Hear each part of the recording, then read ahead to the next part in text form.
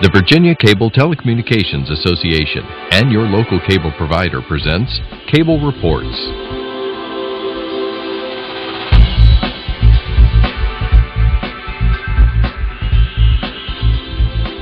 Join us now as Cable Reports brings you up to date on current issues facing the Commonwealth through discussions with your local legislators and other policymakers from across Virginia. Welcome from the General Assembly in the City of Richmond. I'm Woody Evans for Cable Reports and Cox Communications. Please welcome our guest today from Northern Virginia, Fairfax County, Mark Keam. Good to see you. Good to see you. Kory, good to see you. It's great to be here. Scott Surovell, good to see you. Great to be back, Woody. A lot of action going on. I think you've got about a month left in this 45-day short session, but I know that electronic textbooks is a big issue for you. Yeah, Delegate Kory and I just came from a hearing about 15 minutes ago where we heard our bill. Delegate Kory and I actually represent very similar districts. Yes.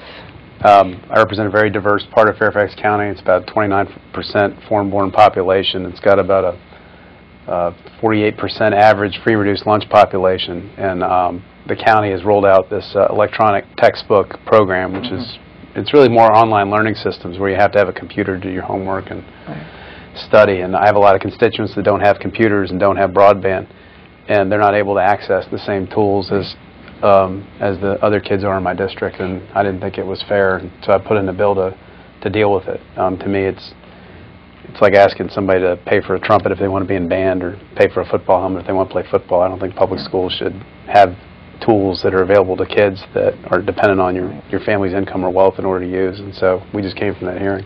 So it's a fairness and equity issue. It is. It totally is. And it's about distribution of resources.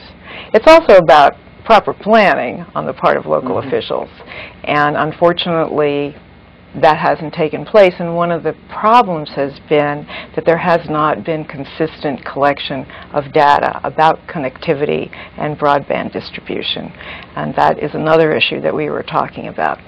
The state needs to collect that data from school systems so that we can plan our educational policies appropriately. You can't have virtual schools running down the highway really, really fast when half of our population can't access that. Sure. My district is also very, very diverse, many different languages. I forget, 78 languages in the middle school nearest my house. 78. Yeah, wow. It's not, but they don't all speak.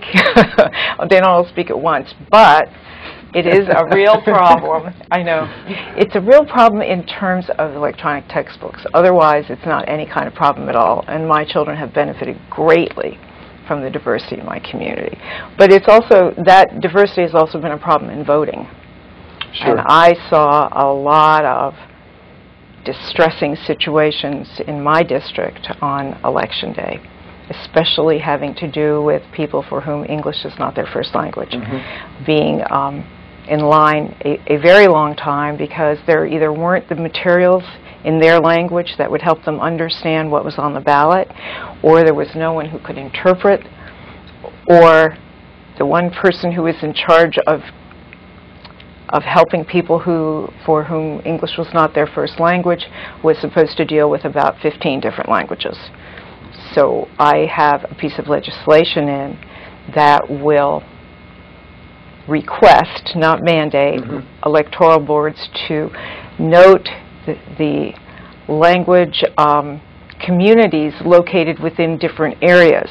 It may not be a huge percentage of the total population according to the census, but some districts have one large language group residing within their precincts, and the electoral board should note that, and then they should have the information available to the citizens in their own language. And I also am encouraging electoral boards to allow interpreters to come with voters. I'm sure you know that in the DMV, you can bring your interpreter. Department of Motor Vehicles. Department of Motor Vehicles. Yes. You can bring your interpreter to sit next to you while you take the driving exam. And I think voting is a lot more important. Just as important, if not much more so. And I know that you have a host of issues dealing with your constituency, Delegate Keam, not the least of which is Tyson's Corner and a tax related to that Please tell us about that. Sure, and thanks again for your time and for the public service that you're doing for all of us. I have about 15 bills in this session, which is the limit that we have in the short sessions. And the issues that I'm presenting this year range from across the board, from tax issues to transportation, education, and all the various strong needs. But one of my highest priorities in this session deals with Tyson's corner area and the development and the tax in particular. And as my colleagues here were alluding to, Fairfax County, we're blessed in some ways that we have such diversity and so many great resources, but we're also a county that's not homogenous. I mean, people look at Tyson's in particular in Fairfax County and just assume that we're all doing well, fairly wealthy compared to other parts of the Commonwealth, but we're not. We have a lot of poverty. We have a lot of areas that where minorities and others are struggling.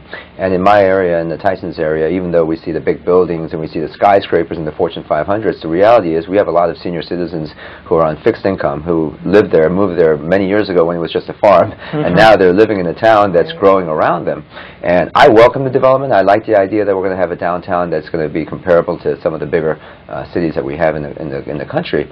But the problem is somebody has to pay for all that development. And what the County Board of Supervisors did recently is to decide that the county will assess a new tax to pay for the transportation infrastructure for Tyson's development that'll happen over the next generation. And on the surface, I support the idea of asking those who are going to be using the places to pay for it. But the unfairness, and the reason why I'm bringing a bill in the General Assembly, is the county had to, unfortunately, assess a new tax for both commercial buildings, which are the Fortune 500s and the hotels and all the shopping centers, as well as that senior citizen who's retired and living on a fixed income. And so for a woman who's in her late 70s, who's lived there for 40 years, she's already paid for her kids to go to school. She's already paid for the infrastructure, and now she's being asked to pay another few $100s a month or a year to pay for a new sidewalk or a new parking lot or a new off-ramp. And I just didn't think that was fair. So we're looking for a fix in the General Assembly to see if we can give some authority for the localities to make those decisions, to make some fairness for the county residents there as well. Right. Delegate Surovell, tell us a little bit about the Route 1 corridor. What's happening there, if anything, in terms of the betterment of that entire area? Well, the Route 1 part of Fairfax County it's not a place that's frequented by many people outside of the area, outside of the people who live there.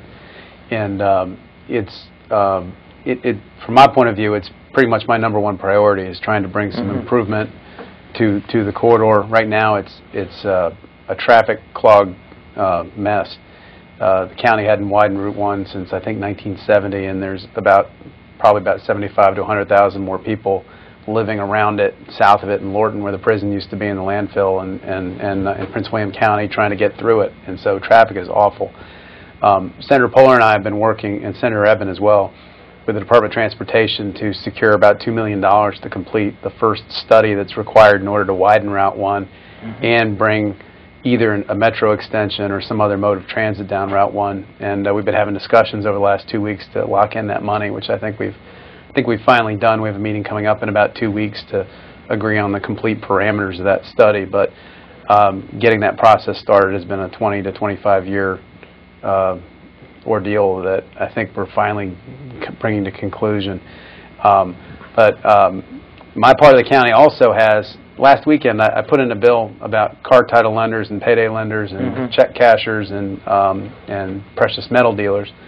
And I went out and counted on my 7-mile stretch of Route 1 how many of these guys there are. And then right now there are 11 car title lenders, payday lenders, precious metal dealers, or check cashers on a 7-mile stretch of road. That's about one every 3/4 of a mile or so. And from my point of view, we don't need to have that level of concentration. My part of the county has about, the 44th District has about 10% of the county's population and about 30% of its car title lenders and payday lenders. And I introduced legislation to give the Board of Supervisors the same authority that it has for pawn shops as it does for those types of businesses, to limit the number that can exist within a specific area. And I put that in. And I also have a bill. Another problem we have on Route 1 is there's a major litter problem. Over the past year, I did three creek cleanups on one creek, and we pulled 136 shopping carts out of the creek. 136, and there's still another 10 or 20 there. And I went back this weekend. There's 2 new ones, although I was happy to see once we got them out, actually beavers have now shown up when I went there this weekend. And I can't tell you how many thousands and thousands of bottles and cans and plastic bags. I took a 5-foot-tall bulldozer tire out, which took us 3 men to lift out of the creek and then carry back to the truck. And can't tell you how many car tires and bikes and bowling balls and all the trash. It's really incredible. Right. But I put in a bill also to allow Fairfax County to notify the owner of the cart. In this case, about half of them are Walmart, about a quarter are Home Depot. There's also Michael's, TJ Maxx, Shoppers Food Warehouse, Home Goods Store, PetSmart, Caldor. These are all the retailers we found. It would allow the county to notify them their carts are located in a creek, and if they don't remove them within 7 days, to bring an action against them to assess them for the costs of pulling the carts out. 5 years ago, the county spent thousands of dollars doing the same thing, pulling another couple hundred carts out of the creek, and they're all back there again after about 5 years. And so I'm hoping that I can give the county this tool to try and keep this creek clean and try and reduce the amount of litter. I just want to interject that I am so happy that you put that bill in, because that is a serious problem. Litter and junk is a serious problem for Bailey's Crossroads, Seven Corners area of my district, which has the same kind of higgledy-piggledy development. And a number of citizens groups, and I'm sure in your district it's true too, have organized to clean up the roadside, but it's not easy, and there are a number of VDOT regulations that get in the way. I think that we need county action as well as citizen action as well as state. And an unsightly neighborhood does not encourage development. No doubt. Delegate Keam, I know you're trying to clean up part of the code, so to speak, with some Freedom of Information Act legislation, because as I understand it, as a citizen of the Commonwealth, I'm allowed to make those kinds of requests. If I don't live here, I can't make those kinds of requests. Talk to us about that. Well, sure, thank you. And ever since I first ran for office, and even before that in my public service career, I've always been focused on the idea that our government should be as open, accountable, transparent as possible. I mean, frankly, it's just a fact that we, the citizens, as taxpayers, pay for everything that the government does. So it's only fair and right that we find out what our taxpayer funding is doing for us, paying for certain things and such. And if there are particular services that require the government to take information about us as citizens and keep records, we certainly should have the right and the entitlement to be able to access that and get that information. Now, it's one thing if you're asking for information about yourself. There's all kinds of rules that allow for you to do that. But if you're asking for information that's related to you or your concerns, but you may not be the direct stakeholder in that, there are rules called the Freedom of Information Act that allow for certain categories of people to ask for certain kinds of records, and that's just in the process of making the government work better. Well, in the context of research and such, we've learned that in Virginia is one of the very few states in the country right now that doesn't allow for somebody who's not a citizen, meaning a person who lives outside of Virginia, to be able to ask for records in Virginia. And it's a bit of an anomaly. And back in the old days when we had horse and buggy, maybe it made sense because not many people outside of Virginia cared about the records that I have here. But for people that are transient, they move from here to there for military or for other reasons, or they might have family members or other reasons. And for example, if you're an academic who wants to do some research on something that happened in Virginia, you ought to be able to get that information, especially nowadays with so much prevalent information online. You should be able to ask the agency to pass it along. There's a Supreme Court case as we speak in the United States Supreme Court that'll be heard in about a month or so that addresses this very statute that I put the language in for. So the U.S. Supreme Court will decide whether the Virginia statute that limits the access to people within Virginia versus outside, whether that would be constitutional or not under due process and equal protection and such. Regardless of which way the Supreme Court comes out, and obviously none of us have any idea which way they're going to come out, regardless of it, I think it raises a good question about why do we have this statute. And if it's outdated, if it's time for us to open it up to everybody, let's do that. So that's what my bill would do. And if the Supreme Court already tells us to do that, then we would be ready for that change in the law anyway. But I have a number of other bills that deal with FOIA. Every year I've put in some bills on open government and transparency. And my goal is to make what we do, and I know my friends Scott and Kate and I share the idea that we're public servants. So everything everything we do in the General Assembly is for everybody to know about. And so we all try to work our best to make sure that our constituents know what we're doing, and that's why what you're doing and the Cable Association is doing is so important, because you're bringing that sunshine and transparency to the work of the government as well. Delegate Kory, tell us about your continued efforts to clean up what some people call a mess in terms of reproductive rights. I would love to, but I also wanted to just make a remark about something that you said, Mark, that prompted me to thank the Cable Association for their efforts to make connectivity available for low-income families, and for and to empathize with your frustration that you have not been able to use the school systems to disseminate that information. And I look forward to working with you to find a way to make people aware of the low prices that you are offering, so that their families can take advantage of all the information that's out there. Likewise. Thank you for that. So, thank you. Reproductive rights. Reproductive rights, yes. I have the honor this year of being the chair of the House Women's Reproductive Health Care Caucus. And right now we are tracking all the bills that have to do with reproductive rights. There are many. There are at least 35 that have been introduced in the House. However, you might know that you haven't heard anything about them.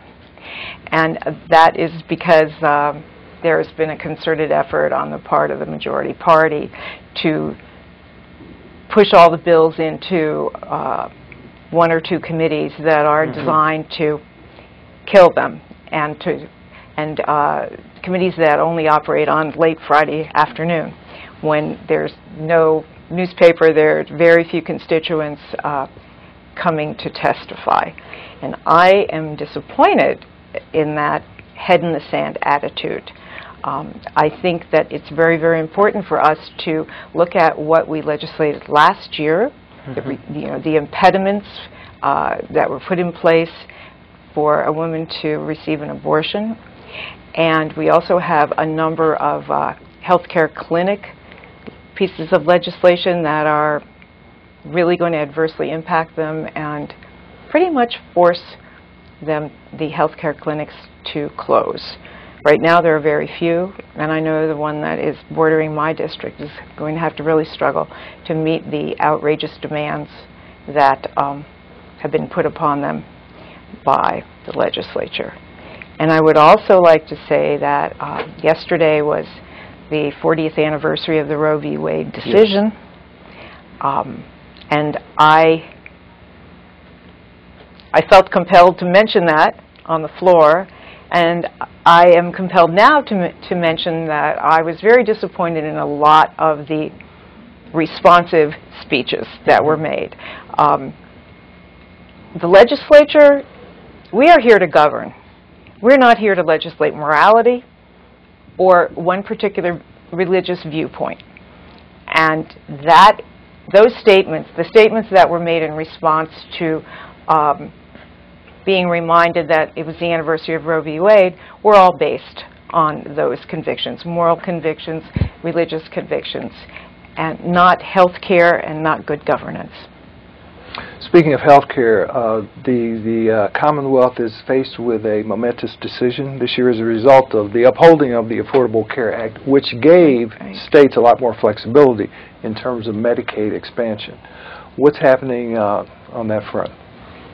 Unfortunately, nothing. But Delegate Kory and I, in addition to our districts being sort of similar demographically and politically, the Medicaid population in my seat is about 14%. I think in Kay's district it's probably about 14 or 15%. Yeah.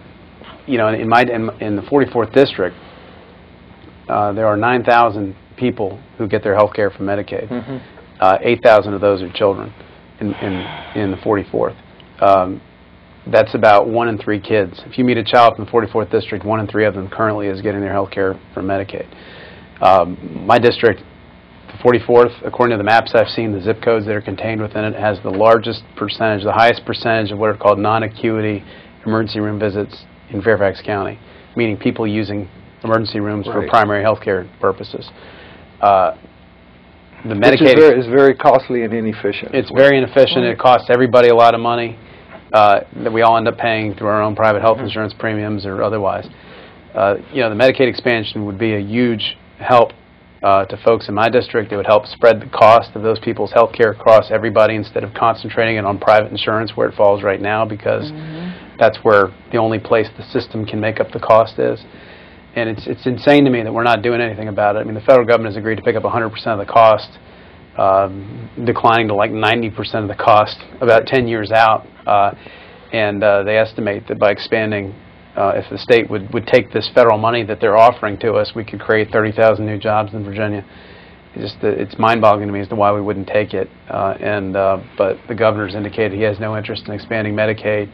And until he gives the green light, I don't see any legislation coming out of either the House or Senate doing that. And it's really a travesty, because this could have the ability to help benefit not just the people who need that health care, but it would also benefit people who have private health insurance, like myself. I own a business law firm that employs 30 people, and the health insurance premiums have been killing us. And a big part of that is all the uninsured costs out there. And this Medicaid, these folks that aren't covered by Medicaid, is the last piece of getting universal health care in this country, and for us not to take it, to me, is just indefensible. Delegate Keam, what happens to those federal dollars collected from residents of the Commonwealth if Medicaid expansion does not occur?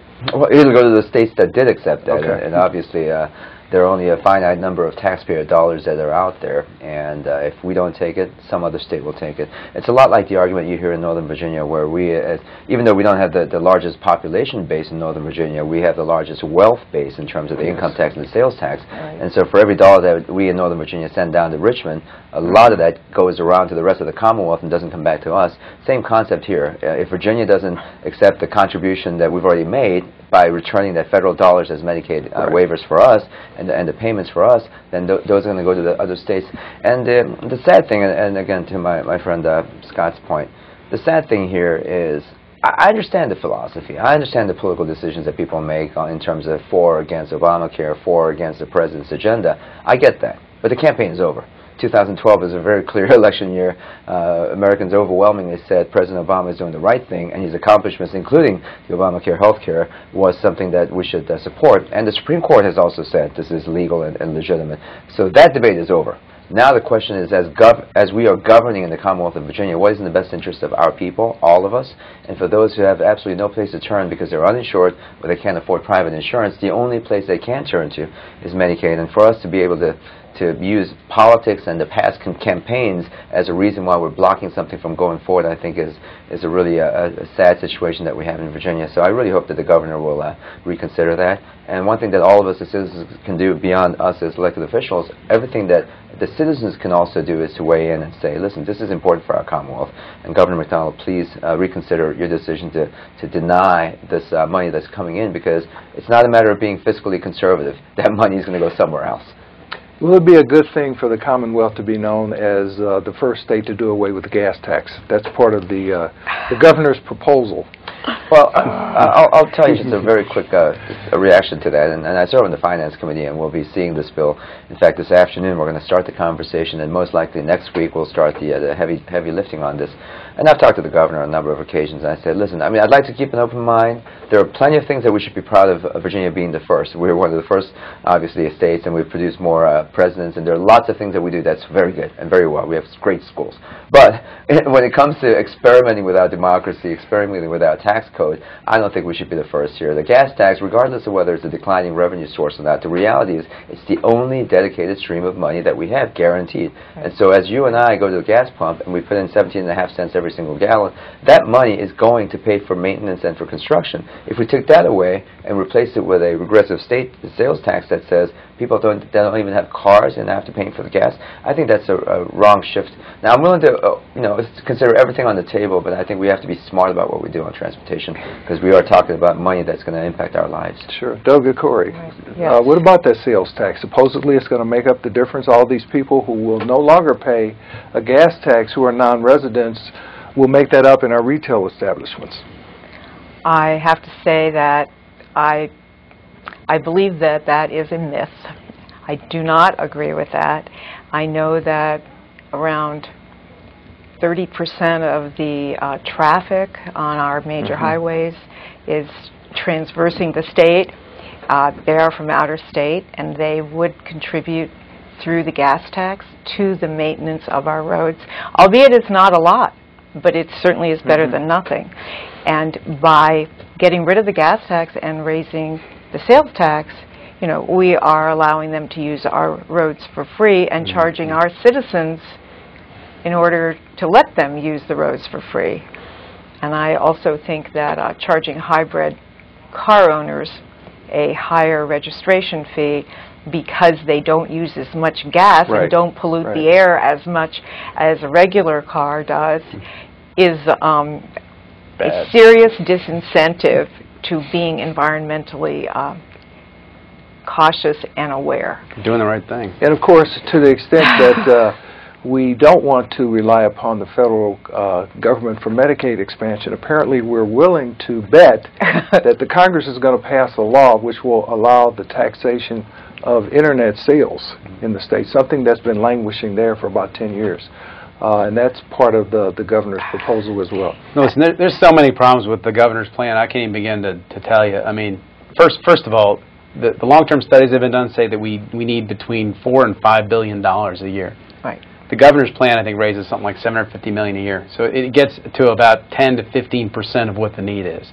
It's just another kick a can down the road because it's not nearly enough money. And the only way Route 1 is going to be widened or the Metro extended, the yellow, blue, orange lines extended, is with a lot more money than what the governor's put on the table. A third of his money is dependent on Congress doing this internet sales tax, which has been kicking around for 5 years. This hybrid fee, I mean, my hybrid right now gets 40 miles a gallon. The average car gets 23.8. I'm saving about $45 in gas taxes a year, and the governor wants me to pay an extra $100 for the 45 I'm not paying. That doesn't make any sense. He's leaving the tax on diesel, so if you do the right thing and buy an energy-efficient Jetta or Passat or Golf, you'd have to pay the gas tax because you use the same fuel as an 18-wheeler. I mean, we're not taxing out-of-state people is another problem with it. I mean, there's a million different things that are wrong with the plan. I mean, it's well-intentioned. I really appreciate the governor starting the discussion because it's a discussion that's 15 years overdue. But the thrust of this is really in a weird direction, and but I'm happy to talk about it. But I think Mark and Kay are both right about the way the governor's having it and the means he's doing. I think there's other ways we ought to talk about raising money. Well, there's a lot on your plates. We appreciate your public service. Thank you for being here today. Delegate Mark Keam, Delegate Kay Kory, Delegate Scott Surovell. Thank you for your public service. Yeah. Thank you. Thank you. Thank you. Thanks. Thank you for watching Cable Reports, brought to you by the Virginia Cable Telecommunications Association and Cox Communications. Until next time, I am Woody Evans.